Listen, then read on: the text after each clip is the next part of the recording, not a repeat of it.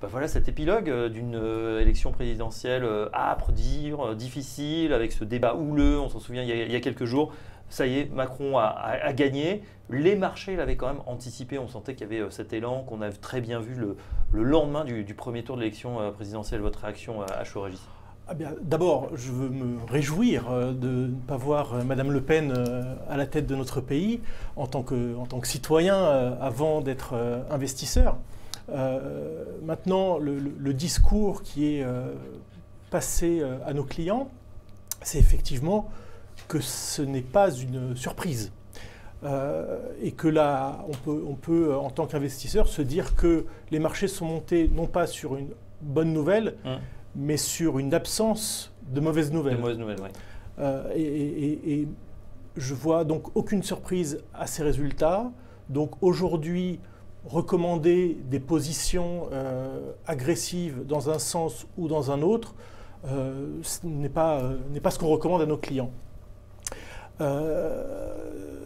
Aujourd'hui, beaucoup de questions se posent pour les prochaines semaines. Avec qui M. Macron va-t-il gouverner? On entend dire la rue bruisse de rumeurs autour de M. Le Drian. Je ne suis pas sûr que c'est quelque chose qui emballe. Le Drian comme Premier ministre? Oui.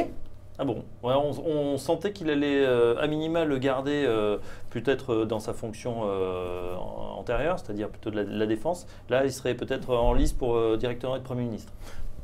En tout cas, il était apprécié dans les deux camps, enfin, gauche et droite étaient assez unanimes sur cette candidature. Oui, enfin, c'est quand même quelqu'un qui vient de la Hollandie, comme on dit, et je crois que beaucoup de personnes qui se sont tournées vers le vote Macron espéraient réellement avoir quelque chose d'un peu plus neuf. Une nouvelle proposition. Et il faut se souvenir, je crois que si on essaie d'analyser ces résultats, on va trouver plus d'informations intéressantes dans les résultats du premier tour que dans les résultats du second tour.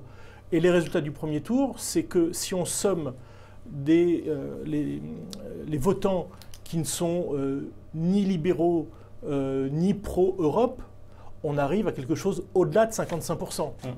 Donc compliqué pour Macron aujourd'hui de gouverner, en tout cas de pouvoir dérouler son programme qui, oui, pour un investisseur est plutôt sympathique, hein, baisse des impôts.